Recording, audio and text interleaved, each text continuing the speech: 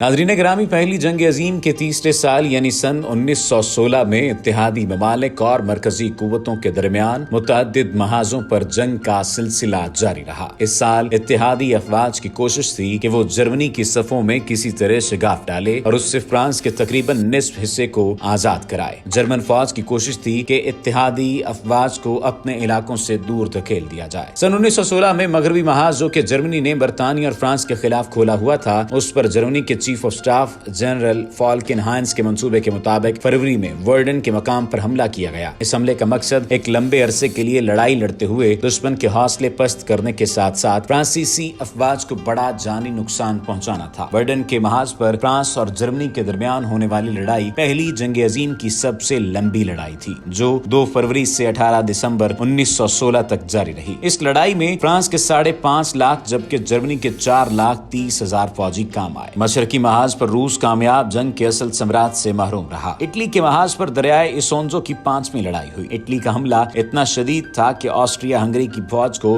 جرمنی سے مدد لینا پڑی۔ جرمن افواج ورڈن کا محاذ چھوڑ کر یہاں آئیں تو دونوں طرف ہی اصل مقاصد حاصل کرنے میں کامیاب نہ ہو سکیں۔ دریائے اسونزو پر 6 سے 9 حملے تک اٹلی کو تاریخی کامیابیاں حاصل ہوئیں اور اس نے آسٹریا ہنگری کی فوج کو پسپا کر دیا۔ بلکان کے محاذ کے اس سال میں خاص بات رومانیہ کا اتحادیوں کے حق میں اور مرکزی قوتوں کے خلاف جنگ میں کودنا تھا۔ رومانیہ کی 5,60,000 فوج کے حملے کو روکنے کے لیے جنرل فالکن ہائنز ایک طرف سے جبکہ جنرل میکسن دوسری طرف سے اپنی افواج لے کر روانہ ہوا۔ دونوں جرنیلوں نے اپنے بہترین افواج اور اعلیٰ جنگی ترتیب کے باعث کامیاب حملے کیے اور رومانیہ کی فوج کو پسپا کر کے اس کے علاقے فتح کر لیے۔ سن 1916 میں یونان اور سیلونوکا کے محاذ پر ایک شدید لڑائی کا آغاز اس وقت ہوا جب وہاں اتحادی فوج کے علاوہ سربیائی مہاجر فوجی اور دیگر اتحادی اثر و رسوخ کی افواج متحد ہو کر بلغاریہ پر حملہ آور ہونے کا منصوبہ بنانے لگی۔ اس محاذ پر یونان کا برطرف وزیر اعظم ساریل قیادت کے دشوار گزار مراحل سے گزر رہا تھا۔ بلغاریہ کی فوج ساریل کے 2 طرفہ حملوں کے نتیجے میں سخت مشکلات کا شکار تھی اور ایک طرف اپنی تمام قوتوں کو مجتمع کرتے ہوئے جوابی حملے کر رہی تھی۔ اسی دوران یونان میں جرمنی کے حامی بادشاہ کانسٹنٹائن دوم کے خلاف اتحادی افواج کی سازش کے باعث بغاوت ہو گئی اور یہاں اتحادیوں کے کٹ پتلی زینی ولو نے اپنی حکومت کا اعلان کر دیا، جس کے باعث ملک میں 2 حکومتیں قائم ہو گئیں۔ اتحادی افواج نے اس سال مصر میں اپنی بھرپور کارروائیاں شروع کی اور وہاں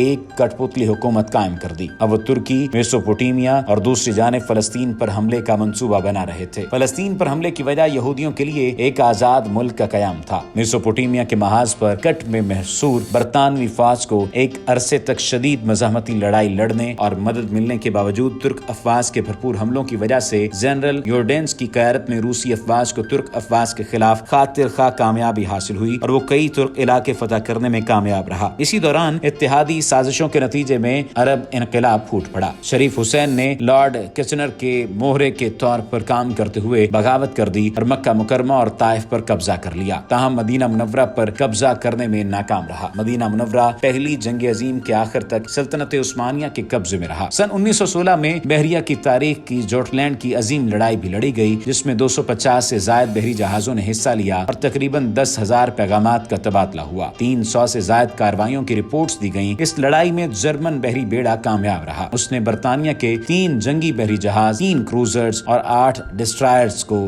غرق کر دیا۔ اس لڑائی میں برطانیہ کی اموات کی تعداد 6,100 رہی۔ دوسری جانب جوٹلینڈ میں جرمنی کا 1 جہاز، 1 جنگی بحری جہاز، 4 ہلکے کروزرز اور 3 ڈسٹرائرز تباہ ہوئے۔ جرمنی کے 2,550 افراد اس جنگ میں جان کی بازی ہارے۔ آئندہ آنے والی ویڈیو میں ہم 1916 میں پیش آنے والے اسلامی دنیا سے متعلق واقعات کا ذکر کریں گے۔